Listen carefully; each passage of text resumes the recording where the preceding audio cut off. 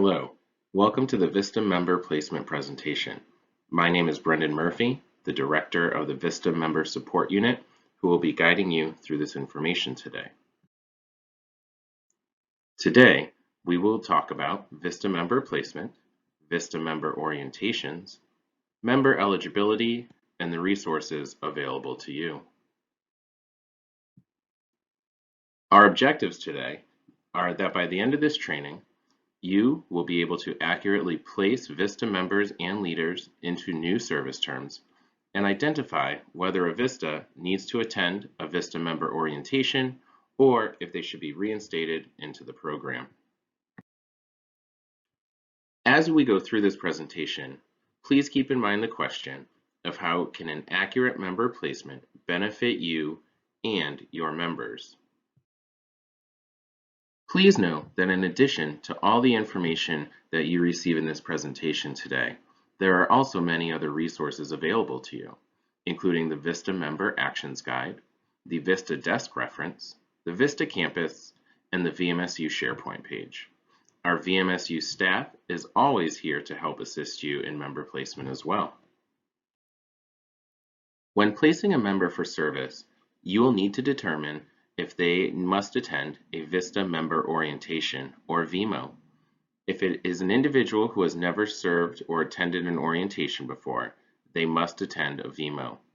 If they previously served, attended an orientation within the last 5 years, they can be placed as a reinstatement.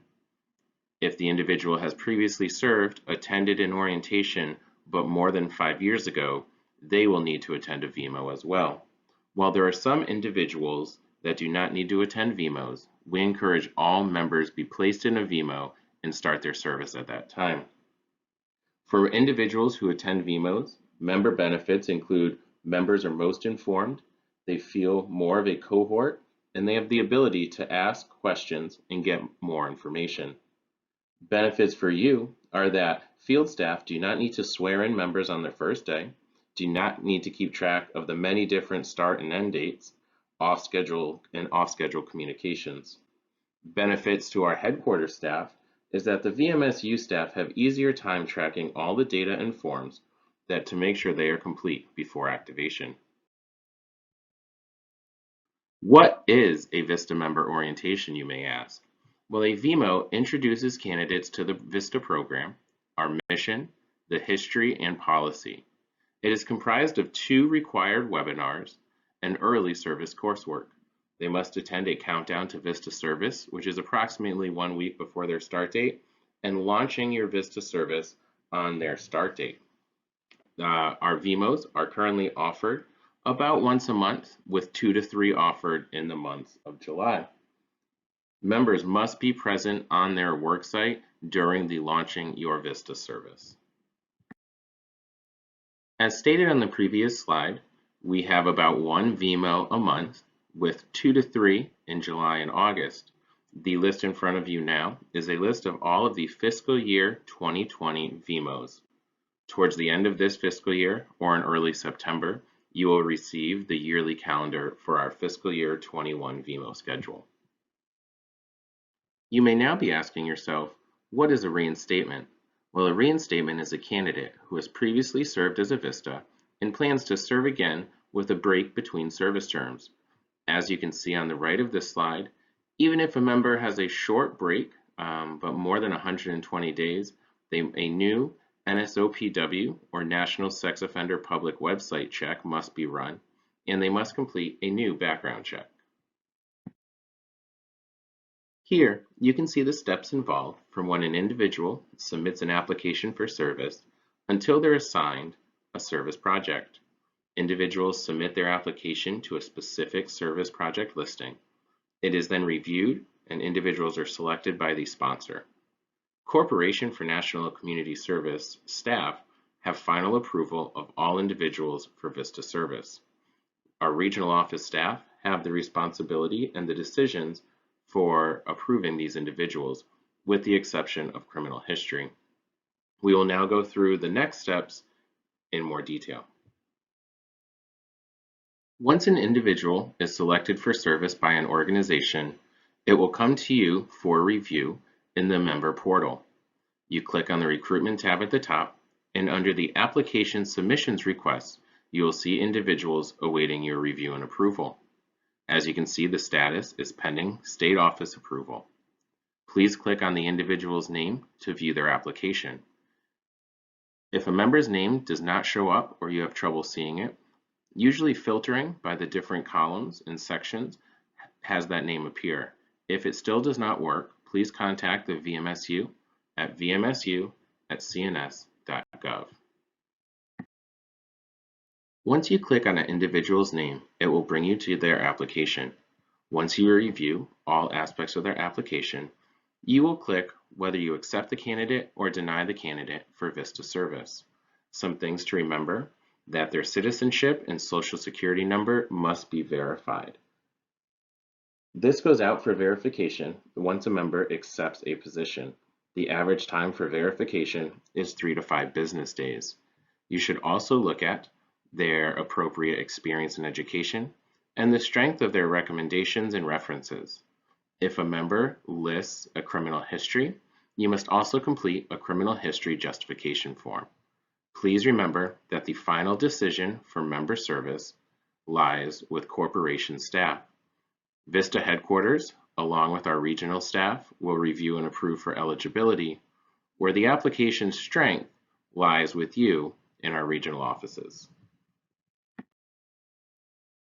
Once you approve an individual for service, their application will then go into the Placement Request tab of the staff portal. Again, click on the Recruitment tab at the top and then the Placement Request. Find the individual you're looking for and click on their name for the placement screen, which we will go into more detail over the next few slides. If you cannot find their name, please filter through the different aspects of this page or contact the VMSU at vmsu@cns.gov for further assistance. Once you click on an individual's name, it will bring you to the placement screen. Here, you will enter the program information, their start and end dates, as well as service category and pay information. For the program code, you will need to enter the program code, which is the project number that they will be serving under. Once that is entered, a list of sites will pre-populate. Please use the drop-down menu to choose the correct site. It is very important that you choose the actual service site for this member. The information is used to determine relocation eligibility and their correct pay tier. If a site is not in this system, the MA will need to be amended for the site to populate. Next, you will enter the individual's start and completion dates of service. If they are attending a VMO, please select it from the drop-down menu. If they were a reinstated member, please leave it blank. Again, we do encourage all individuals to start service in a VMO even if not required. Their active date should be their start date that the VMO happens or their first service day if a reinstatement, and their completion date is their end date. An easy way to remember this is it's 1 year minus 1 day from their start date in most years, but minus 2 days in a leap year. You will now submit the service and pay information for the member. For the service category, please use the drop-down code and select what type of service the VISTA will be doing. You will then use the purpose code to say how the member will be paid. The pay plan is determined by the member's service site county. We will go into purpose code and pay plan information in more detail on the next slide. Next, please list the adjustment allowance the member should be receiving, whether that is nothing, funds for fingerprint subsidy, the settling in allowance, or both. You will then check if the member is relocating over 50 miles or more. As previously stated, the purpose code informs us how the VISTA will be paid. You can see the chart of purpose codes here on this page to choose the correct one. The pay plan is determined by a member's specific service site. You can use the VISTA Living Allowance SharePoint page or Portfolio Navigator for additional information and resources on how to determine the specific pay plan. There are many resources on the Living Allowance SharePoint page. The one shown here is the Living Allowance Pay Plan spreadsheet. If you go to the Zip Code VLA Lookup tab, you may enter a zip code and it provides you with the pay tier information. You can also use the Portfolio Navigator to find useful information around the pay tier.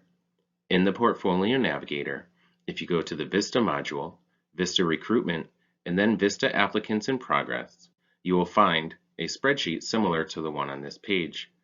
This will provide you with a suggested pay tier and other helpful information. It is important to ensure that all members are placed correctly prior to their start of service.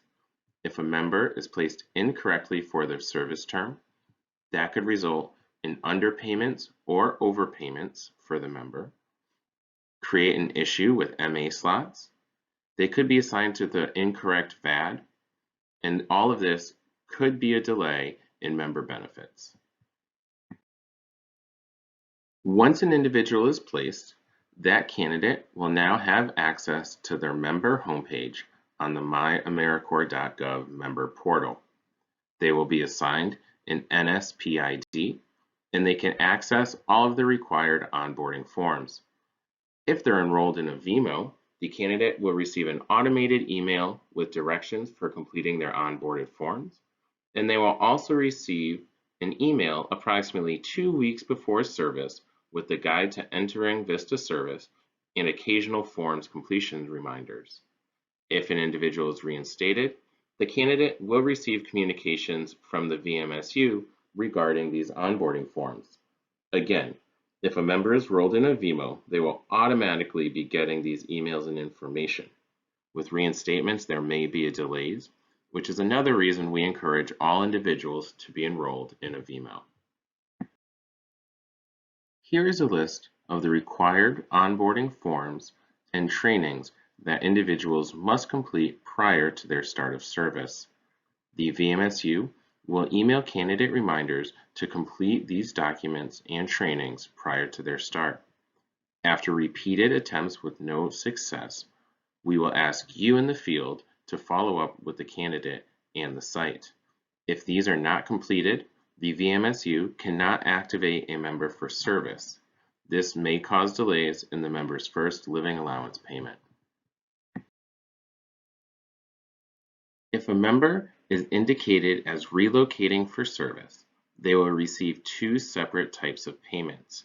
They will receive a mileage reimbursement, which is paid out through a voucher generated by the VMSU and will arrive via direct deposit in 8 to 10 weeks from receiving the member voucher. This is calculated by a mileage reimbursement from the candidate's home of record to their project site. They are also entitled to a settling in allowance, which is paid direct deposit with their first living allowance payment. All first-time VISTA members and leaders will need to have a clear National Sex Offender Public Website report. These NSOPW checks are completed by the VMSU at headquarters. All first-time members and leaders will also need to have a criminal history background check completed. We are currently in the process of moving this to an online criminal history background checks. Once that has been finalized, we will provide you with additional information. For reinstating members, it depends how long the member has been out of service.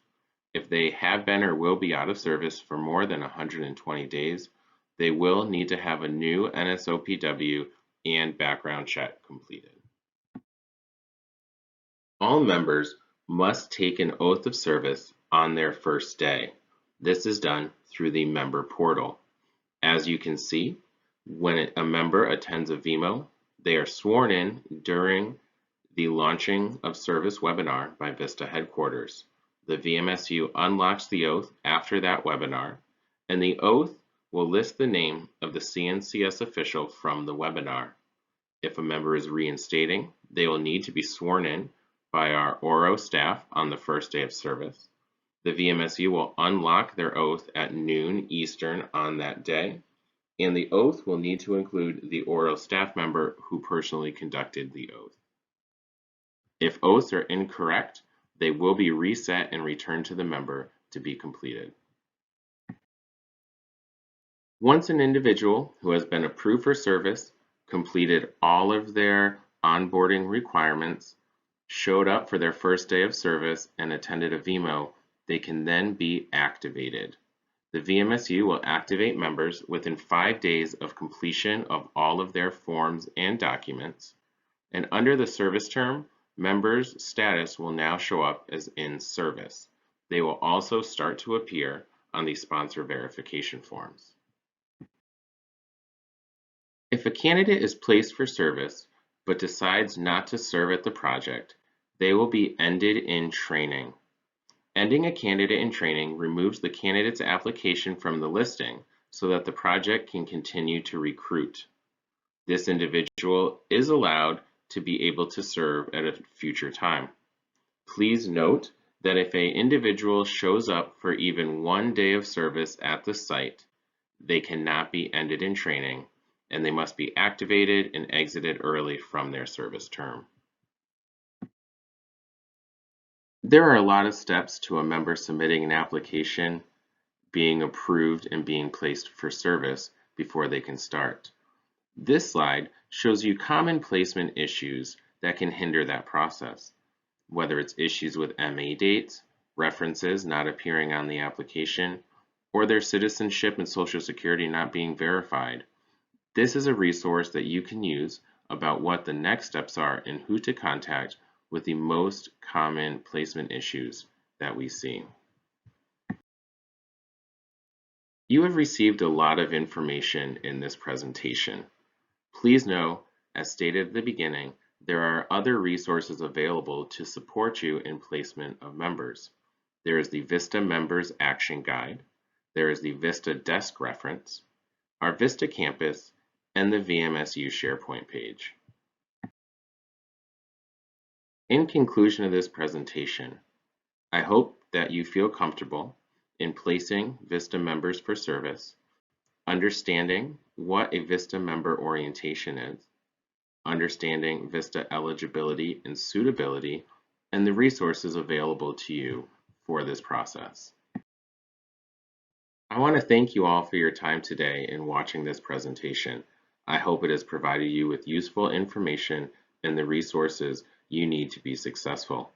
Please also know the VISTA Member Support Unit, or VMSU, is here to support you. Please do not hesitate to reach out to us for any questions or support that we can provide. We all look forward to working with you. Thank you.